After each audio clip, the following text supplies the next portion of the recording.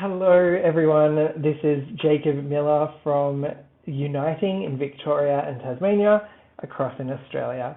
So excited to be with you in another video today. Today I really wanted to talk about diversity. I'm so proud of the diversity that exists in the charity retail sector. Particularly I see this at our new store openings when there's a big lineup of people waiting for the new store, and I look across the line and there's every age group. There's every ethnicity and cultural belief. There's every gender presence and sexuality.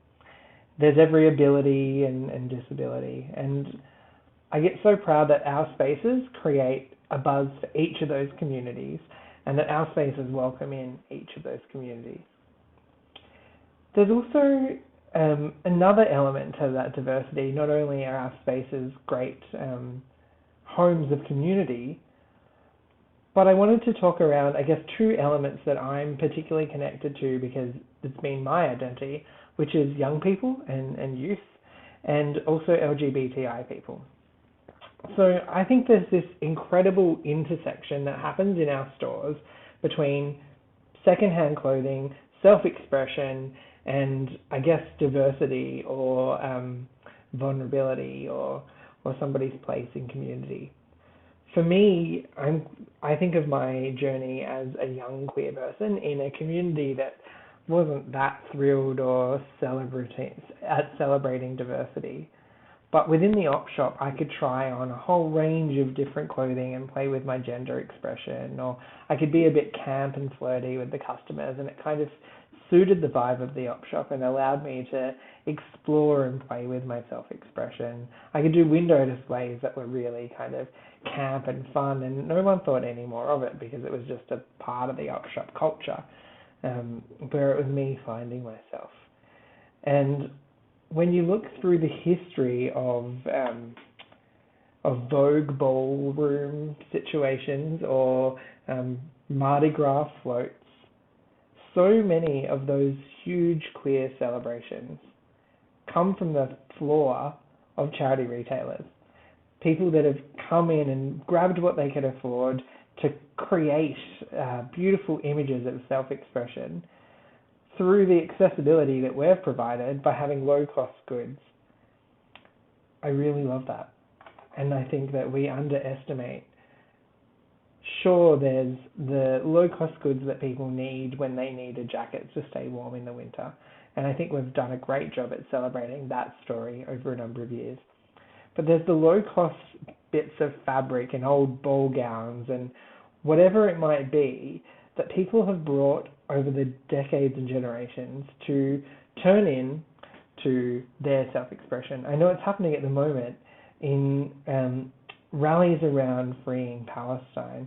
I've seen people come in and buy bits of fabric that they could create banners with, or that they could use to turn into clothing to represent their political opinions and their self-expression and identity. And I think that that's a really powerful thing. So let's celebrate that more and call that out more and build greater connections with that community, because it's a wonderful connection, and I think we, over many years, have relied upon each other. The other wonderful thing I think of is the place of young people. So many charity stores across the world have young people have their first go at work.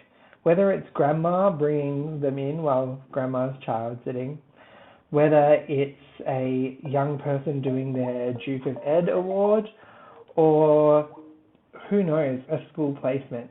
There's lots of young people that get to be in our stores and get to find out what it's like to work, get to see the treasure or the opportunity in our stores for the first time. What I've been shocked with, though, as a young person in such a relatively high leadership position, is that I don't see young people in decision-making roles very often. It might be different in the UK. I'm trying to think back on my UK experience. But in Australia, I often see that the people that are making decisions are not reflective of the people who shop in our shops or the people that are in our shops working and volunteering and whatever else. So I don't know that I have an answer, but I guess today was about providing the challenge and getting people thinking about connecting to young people. We're really lucky at Uniting. We have a network of schools, Uniting schools, that we try to connect with and reach out to. We have the early learning, kindergarten, before and after school care as well, that shares our story of OpShops, whether they don't necessarily always connect in that physical volunteering sense, but there's that connection and understanding that we're one entity. So we have a way in with young people, but it's inviting young people to be decision makers. And I think that we forget how important that is, and that actually that is a large percentage of people that are shopping in our shops. So let's get them at the decision making table. Anyway, there's, I guess, two bits of food for thought for me about diversity and how OpShops have impacted my life by letting me be a decision maker at a young age, and by letting me have a place to find my self-expression and my gender identity. Thank you, and I'll see you in the next one.